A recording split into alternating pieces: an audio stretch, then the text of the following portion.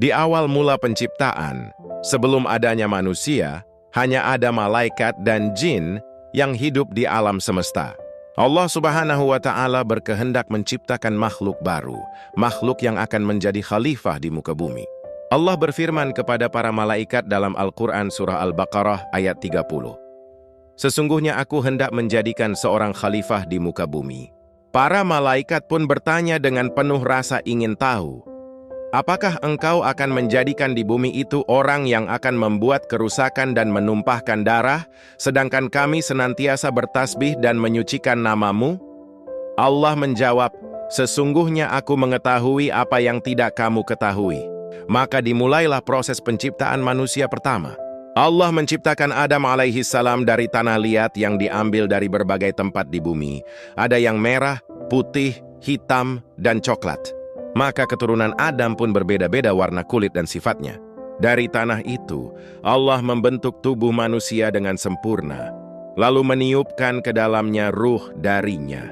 Saat ruh itu masuk ke tubuh Adam, beliau mulai hidup, membuka mata, dan memandang sekelilingnya dengan penuh takjub.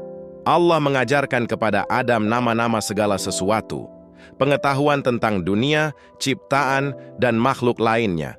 Dengan ilmu itu Adam menjadi makhluk yang paling mulia di antara ciptaan Allah yang lain. Ya, kemudian sama Allah Media merintahkan para malaikat dan iblis untuk sujud kepada Adam sebagai tanda penghormatan, bukan penyembahan. Semua malaikat tunduk patuh dan sujud kepada Adam kecuali iblis. Iblis menolak dan merasa lebih tinggi derajatnya. Is berkata dengan sombong.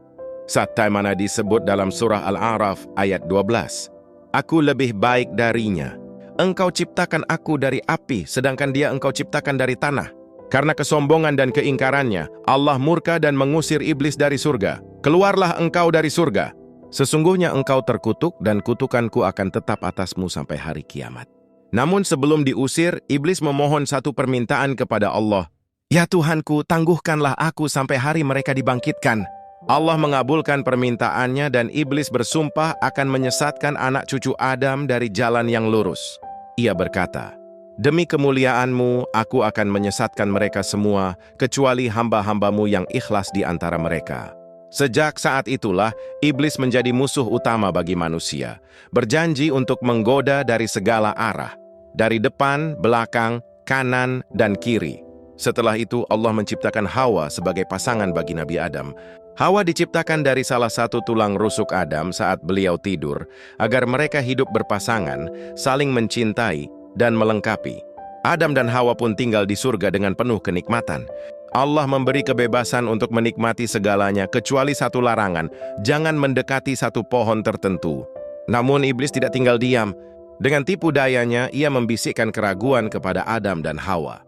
Ia berkata, Tuhanmu tidak melarang kalian mendekati pohon ini, melainkan agar kalian tidak menjadi malaikat atau tidak menjadi orang yang kekal. Akhirnya, keduanya termakan bujuk rayu iblis, memakan buah terlarang itu, dan kesalahan pun terjadi. Allah menurunkan mereka ke bumi, bukan sebagai hukuman semata, tapi sebagai bagian dari takdir besar manusia untuk menjadi khalifah dan menjalani ujian kehidupan. Dari kisah ini kita belajar bahwa kesombongan menjatuhkan derajat makhluk yang paling tinggi menjadi terhina. Ilmu dan ketaatan meninggikan manusia di sisi Allah. Dan setiap kesalahan bisa dimaafkan bila disertai taubat yang tulus. Itulah awal mula kisah manusia di bumi. Kisah antara ketaatan dan kesombongan, antara nur dan api, antara Adam yang dimuliakan dan iblis yang dikutuk selamanya.